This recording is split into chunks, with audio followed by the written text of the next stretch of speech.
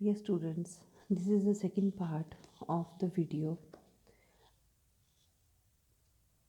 Lesson number 7, class 8th. Name of the chapter is Understanding Marginalization. Half chapter already we have done in first video. Now we are going to start from who are Adivasis. Adivasis, the term already I have cleared in the previous video that Adi means origin, Vasi, Vasis means dwellers. Okay, Adivasi the term literally means original inhabitants. वैसे तो ये हो गया कि original inhabitants मतलब जो मूलवासी हो गए, जो वनवासी है वो वनों में रहने वाले मूलवासी हो गए। तो ओरिजिनल मीन्स जो कि शुरू से यहाँ पर रहते आ रहे हैं। इनहेबिटेंट्स मतलब जो कि यहाँ के वासी हो गए पक्के, ठीक है। डिवेलर और inhabitants the same meaning, right. इसको हम नेटिव ऑफ द लैंड भी बोल सकते हैं, that they are the natives of the land. The are the community who lived and often continue to live in close associations with forest. ये ऐसी एक कि एसोसिएशन है, एक ऐसी कम्युनिटी है जो फॉरेस्ट में ही रहती थी, बहुत क्लोज थी। 8% के करीब पॉपुलेशन जो इंडिया की है that is Adivasi. Many of the India as most important mining and industrial centers are located in Adivasi area like Jamshedpur, Raukela, Bokaro, Bhilai, among others. Adivasis are not the homogeneous population. There are over 500 different Adivasi groups in India. Homogeneous means एक जैसे नहीं है, कम से कम 500 के करीब आदिवासी group हैं जो अलग अलग डिफरेंट ग्रुप्स में आते हैं, ठीक है। तो particularly numerous in states like जो आदिवासी हैं वो ज़्यादातर कहाँ मिलते हैं, Chhattisgarh, Jharkhand, Madhya Pradesh, Orissa, Gujarat, Maharashtra, Rajasthan, Andhra Pradesh, West Bengal and in the north eastern states of Arunachal Pradesh, Assam, Manipur, Meghalaya, Mizoram, Nagaland and Tripura. तो यहाँ पर सारे है तो वो आदिवासी, लेकिन वो क्या हैं, होमोजीनियस, नॉट होमोजीनियस, भी एक जैसे नहीं हैं। कम से कम कितनी, 500 से भी ज़्यादा आदिवासी की डिफरेंट जो है कम्युनिटीज़ हैं। कम्युनिटी ये एक है, मतलब इनमें जो अलग अलग कैटेगरीज आ जाती हैं इनकी। लाइक उड़ीसा जो स्टेट है वहाँ पर क्या है, 60% more than 60 different tribal groups हैं।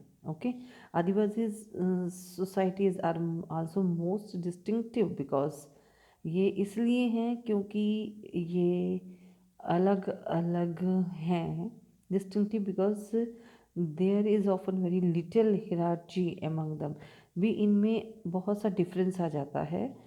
This makes them radically different from communities organise from principles of jati varna and those that were ruled by Kings.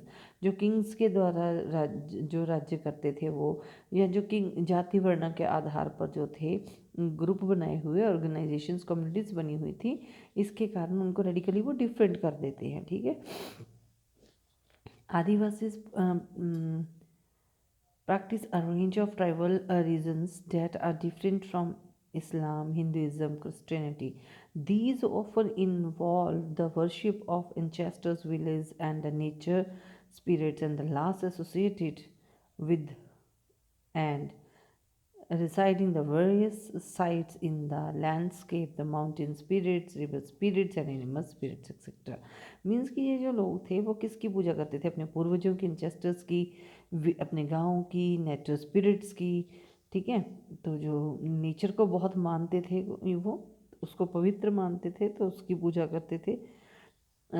वो यहाँ तक कि धरती की पूजा करते थे, पहाड़ों की पूजा करते थे, माउंटेन स्पिरिट, रिवर्स जो थी उनकी पूजा करते थे, एनिमल स्पिरिट, इन सब की वो बहुत ज़्यादा उनके वर्शिप थी, उनके मन में पूजा थी, उनके मन में एक आस्था थी उनके मन में।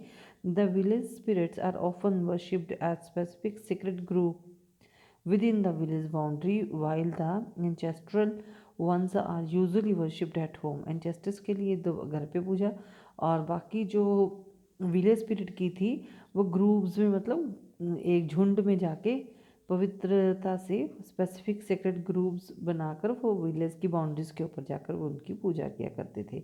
तो बाकी Adivasis have always been influenced by कि कहाँ कहाँ से, वो कौन कौन से धर्मों से, शाक्ता, बुद्धिस्ट, वैष्णव, भक्ति, Christianity. Simultaneously Adivasi religions themselves have influenced dominant regions of the empires around them। जो उनके इर्द गिर्द जो एम्पायर होते थे, मतलब जो राज्य होते थे, उनके जो डोमिनेंट रिलीजन्स थे उनसे भी वो काफ़ी ज़्यादा प्रभावित होते थे। ठीक है, अब आपको एक यहाँ पर साइड में दिया हुआ है कि tribals are also referred as Adivasi. जो आदिवासी और ट्राइबल्स, ये दोनों एक ही मतलब मीनिंग है इन दोनों का, जिसका मतलब है ट्राइबल्स और आदिवासी जनजाति। तो आदिवासी और ट्राइबल्स दोनों एक ही चीज़ के लिए प्रयोग किए हैं वर्ड, एक दूसरे का सिनोनिम मान लो कि ये है। अगर पेपर में आपको ट्राइबल वर्ड आ जाए आदिवासी के स्थान पर, फिर भी आपको ये समझना है कि ट्राइबल नहीं है, ये आदिवासी के बारे में बात की गई है। यहाँ पे वही आदिवासी है, वही ट्राइबल्स हैं। ठीक है, और यहाँ पर एक और कि you may have heard the term scheduled tribes, and scheduled tribes is the term use for the Adivasi use by the Indian government in various official documents. तो जो इंडियन गवर्नमेंट है ना, इसमें जो ऑफिशियल डॉक्यूमेंट्स में, constitution में ही इनको tribes को, आदिवासीज को एक माना गया है। तो ऑफिशियल डॉक्यूमेंट्स में भी इनको एक माना गया है। There is an official list of tribes. ठीक है, इनकी अलग अलग बनी हुई है एक लिस्ट। अब यहाँ पर schedule caste in the category, schedule caste and schedule tribes दोनों अलग अलग चीज़ें हैं, इनके बारे में ऑफिशियल लिस्ट वैसे ही बनी हुई है।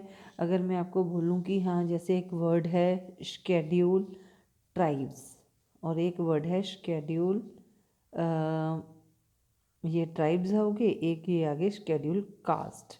ठीक है, अब ये जो है वो ट्राइब्स के लिए यूज़ किया जाता है। शेड्यूल जो ट्राइब्स हैं ये आदिवासियों के लिए यूज़ किया जाता है। ठीक है, और जो शेड्यूल कास्ट है वो दलितों के लिए यूज़ किया जाता है।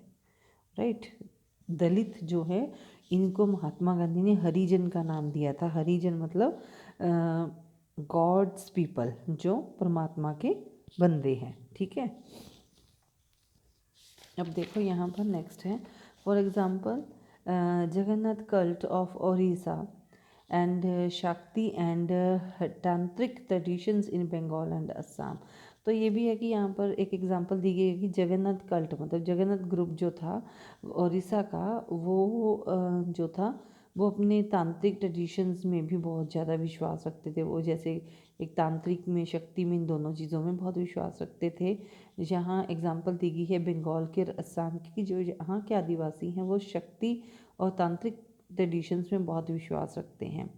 ठीक है, अब यहाँ पर during the 19th century substantial members of the Adivasis converted to Christianity, which has emerged as a very important religion in modern Adivasi history। ठीक है, तो इन्होंने मॉडर्न आदिवासी हिस्ट्री में जो है, इसके साथ ये कहीं ना कहीं क्रिश्चियनिटी में कन्वर्ट होकर फिर अपने आप को काफ़ी डेवलप कर रहे हैं। मॉडर्न आदिवासी हिस्ट्री अगर हम देखें तो हमें पता चलता है। अब यहाँ पर अगर देखें, हमने डिस्टिंक्शन की बात की थी पिछले पेज पर कि आदिवासियों के अलग अलग ग्रुप हैं। तो देखो ये दोनों आदिवासी हैं इस फोटो पिक्चर में, लेकिन इनका कपड़ा पहरावा और इनका पहरावा देखो कितना डिफरेंट है। ठीक है, तो ये क्या शो करता है कि ये दोनों डिफरेंट डिफरेंट है, लेकिन है आदिवासी इनके। ये कोई एक कैटेगरी नहीं है, मैंने आपको बोला मोर देन 500 हैं ये लोग। तो वैसा ही है यहाँ पे।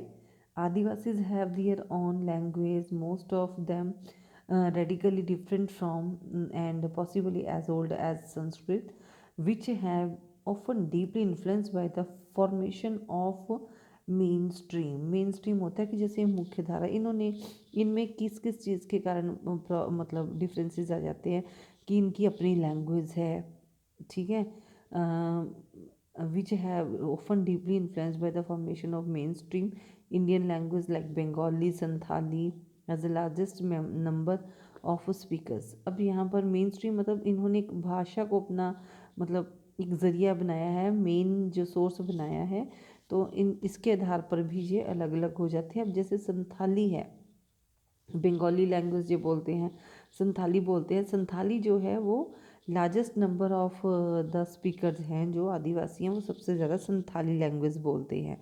तो ये बहुत इंपॉर्टेंट क्वेश्चन है, ये आपको एग्ज़ाम में पूछा भी जा सकता है कि most spoken language among the Adivasis. Name of the most spoken language among the Adivasis. Then your answer will be Santhali. Note down it please. Your answer will be Santhali. Afterwards don't complain कि madam आपने बताया नहीं होता, मैं important बता देती हूँ आपको.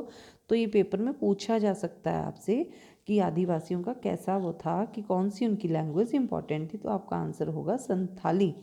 Maximum Adivasi speakers. Which language is used by the maximum speakers of Adivasis in Adivasis? Then it is Santhali. Okay. हाँ जी. नेक्स्ट है आदिवासीज एंड स्टेरियोटाइपिंग.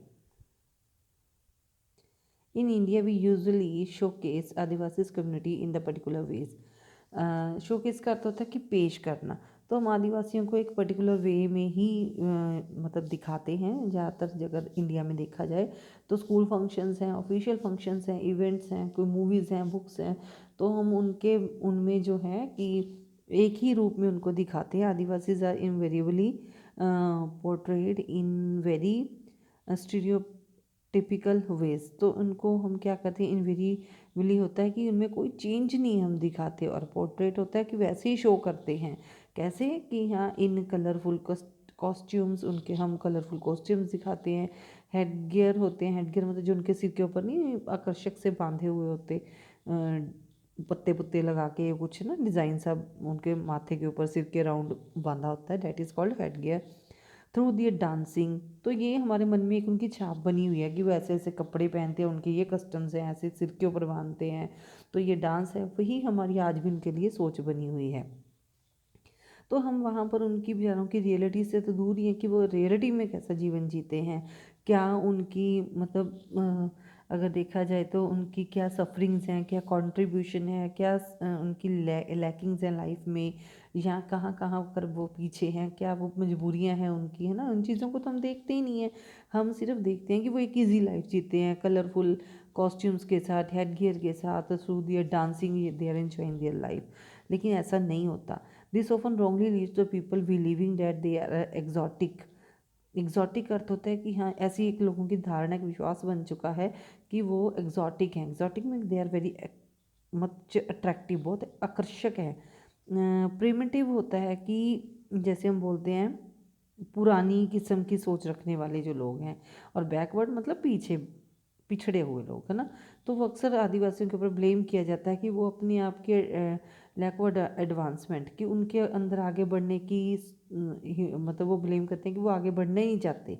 एडवांसमेंट होता है कि आगे बढ़ना, वो आगे नहीं बढ़ना चाहते.